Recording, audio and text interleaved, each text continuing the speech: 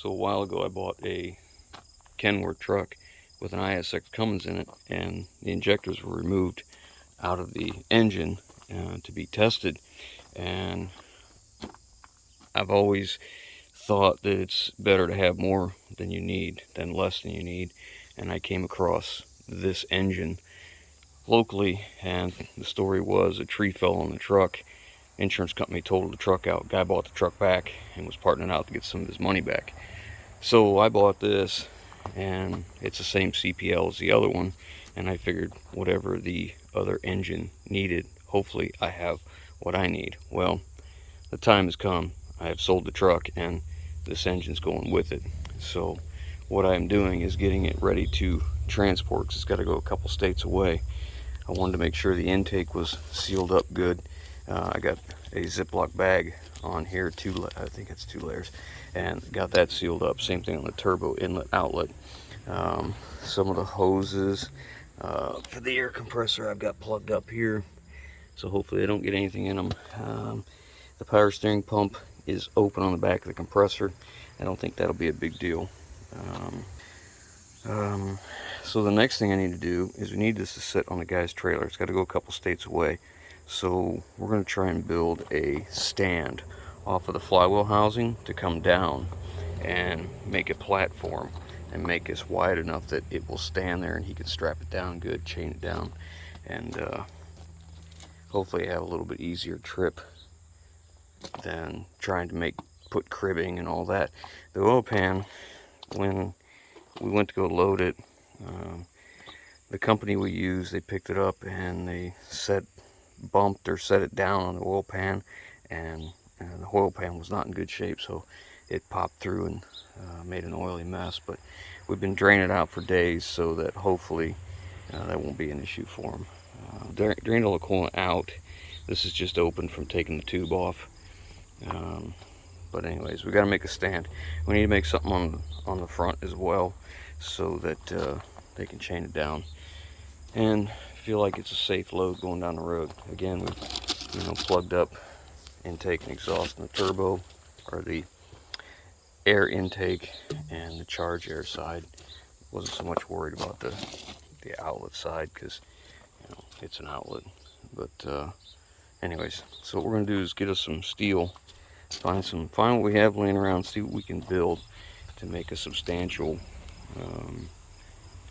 stand of sorts, to hopefully make this easier on them. I got 2 pieces of old outside truck frame, so what I've decided to do is come on the end of the bell housing like that, let them come out as far as we can on either side. But I need to get a template of this so that I can mark my holes in here and them not be all sloppy and oblonged. So I need to make a template.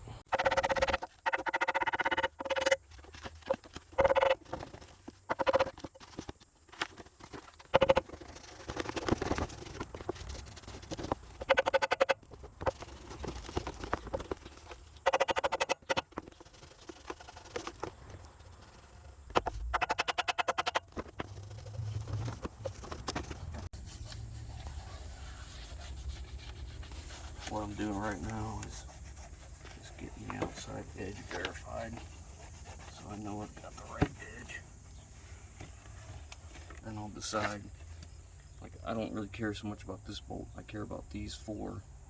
So now what I'm going to do is mark me a line, the width of my frame. I want my frame to be, I want to have about a 1/2 inch in here and a 1/2 inch in here. And that'll dictate my angle as to what we have here. So I'll take on the center of the bolt, I'll just go 3/4 of an inch. This isn't,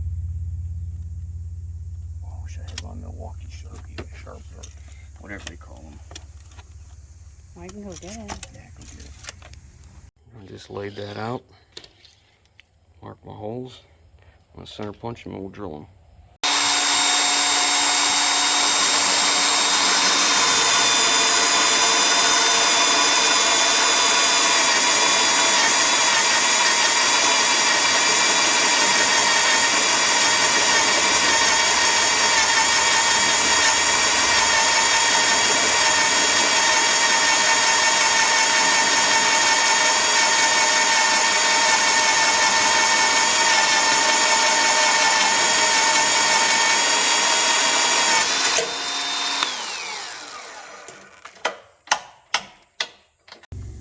these were the first holes that I drilled, and if you notice, my next set are in closer. I wanted to bring this out as far as I could, so that right there allowed me to, by just bringing this in a little bit, I got 2 more inches out at the bottom. It may not seem like a big deal, but if I was going a couple states away, I'd want this as wide as I could get it. So now I'm going to take this off, go put it on the other piece we have, put them back to back so that the flange on this one comes out this way. Trace these holes and go ahead and drill it as well for the other side. Alright, so we got that bolted on. Now what I need to do is see what degree this is sitting at, because it's not exactly level, it's down just a little bit. So we'll measure that, and we'll come down here with a straight edge at that point right there and to that point, and then we'll take that same degree. That way we'll get parallel to the valve cover to the bottom. That's what we're after. Alright, so we're close. We're only 1 degree off. So now we'll go on the back side of that, put a straight edge on it, and put it at 1 degree and mark it.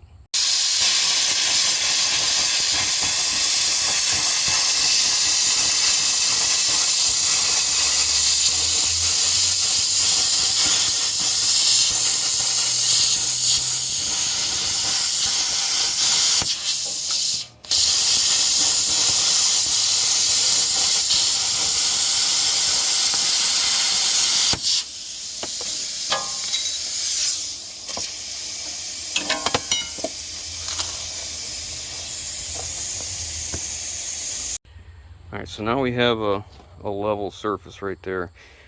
Next we need something to stop it from digging into their trailer, because that will just grind, plus it'll want to shift left and right. We don't want that, because as you go to take the binders or whatever, it's going to just try and bend that. So we're going to lay a piece of metal across the bottom, give them something else to strap to.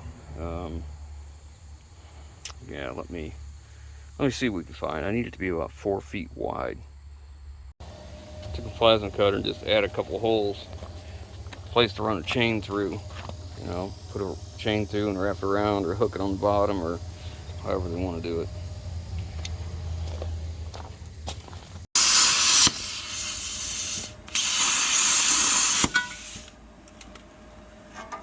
It's just an old piece of truck frame that was cut off the back of the truck that he's cutting apart to use.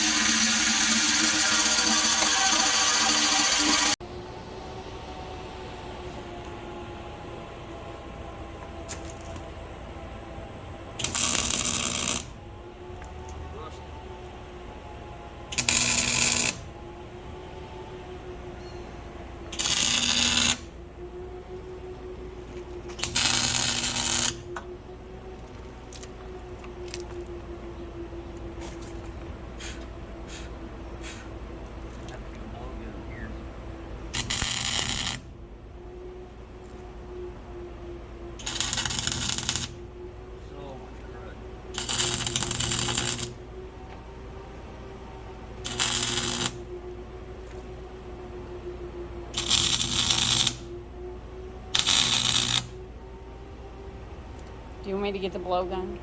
Yeah, I'm gonna get it here.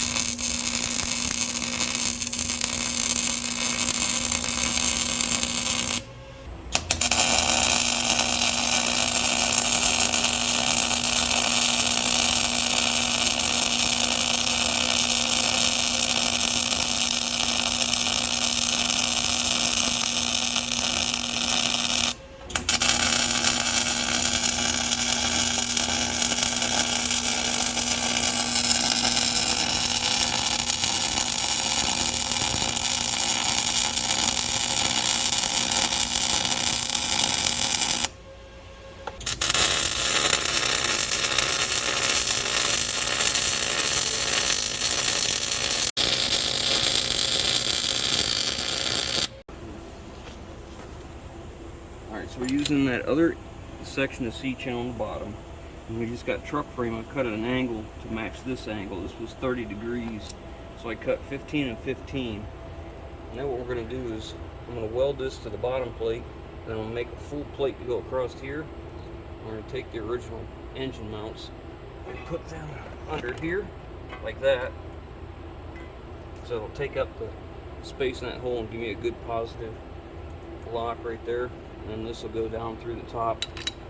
We'll bolt the two together. You'll be able to get to the bolt from the back side. So now I just need to cut these plates, and I've got everything marked here, so I'm going to clean it all up and start welding this in.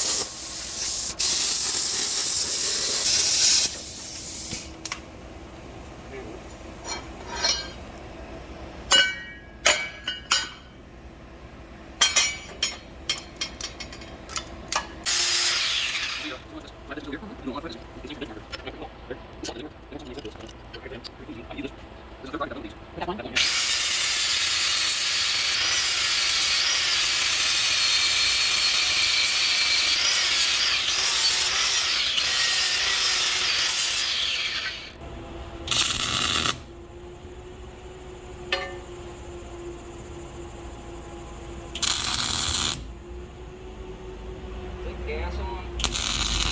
I don't know, check.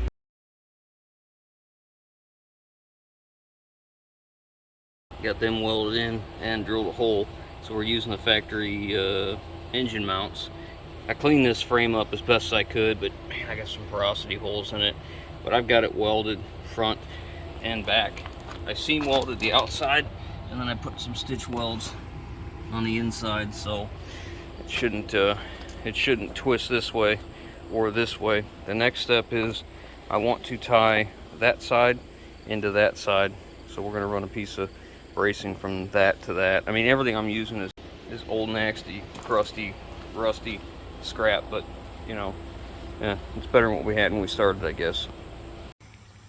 Alright, so I'm working on the braces to go from one leg to the other. I'm not worried about the back kicking out, but the front could, because it is mounted in rubber, even though that mount has an insulator to shrink that hole, and there's a bolt down through.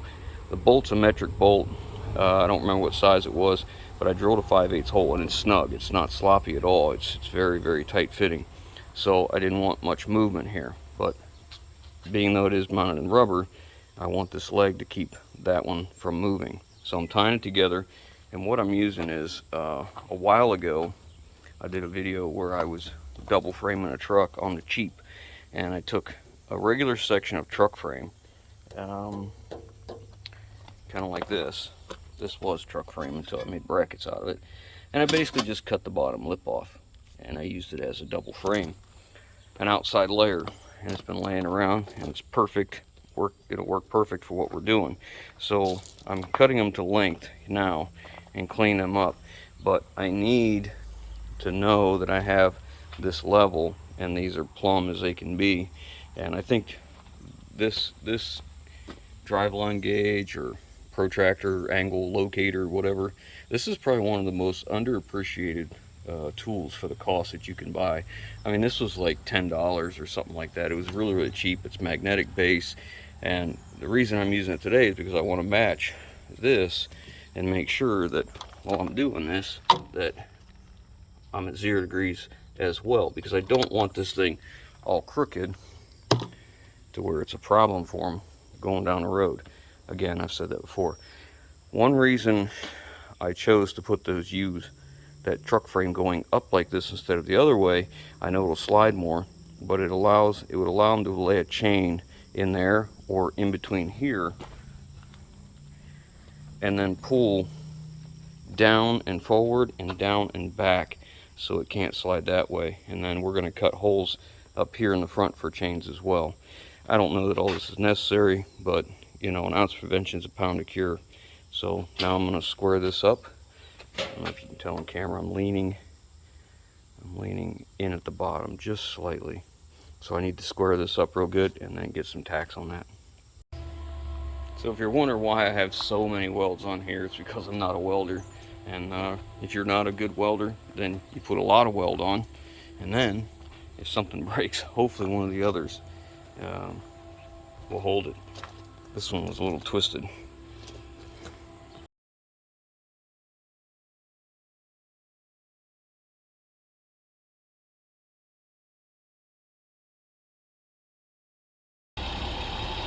Well, the truck and the engine is all loaded and ready to go. On its way to Wisconsin.